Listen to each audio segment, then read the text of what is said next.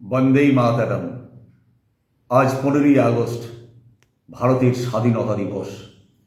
৮০তম স্বাধীনতা দিবসে জাতির নেতা নেতাজি সুভাষচন্দ্র বসুর প্রতি আমার বিনম্র শ্রদ্ধা।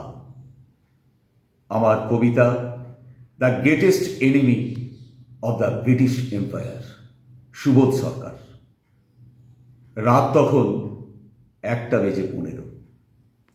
তিনি দোতলা থেকে এলগিন রোড দেখলেন নিঝুম, নিস্তব্ধ। পথে পথে গোয়েন্দার টিকটিকি, যাতে কোনো মাছিও বলতে না পারে।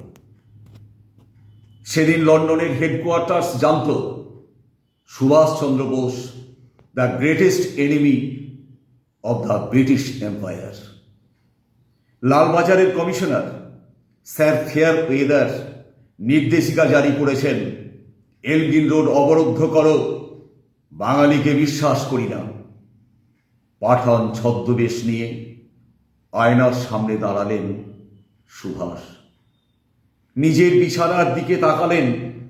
কি হবে নরম বিছানায় যদি কান্না শুনতে না পায়? গাড়িতে এসে বসলেন। গাড়ি কলকাতা পার হয়ে জিটি রোড ধরল। ব্যান্ডেল, চুচুড়া, শক্তিগড়, আসানসোল অতি দ্রুত পার হয়ে গেলেন। বেঙ্গল বর্ডার কে পার হলেন?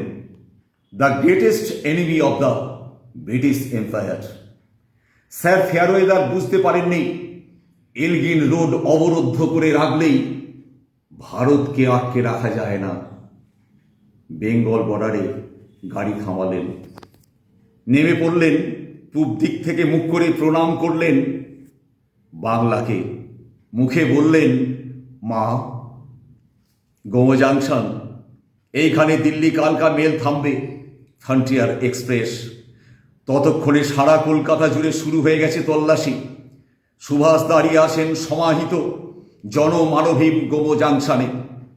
ট্রেন এসে দাঁড়ালো।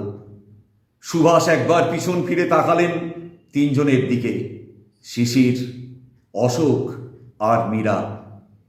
তারা তার ভাইপো নয়, যেন তিনজন শিকল পরা মানব মানবী। তাকালেন অপমানিত ভারতবর্ষের দিকে। তিনি যাবেন কাবুল, কান্দার হয়ে জার্মানি।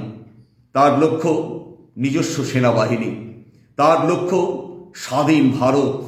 গোমো জাংশনে তখন কুয়াশা, এক ভারতবর্ষ কুয়াশা।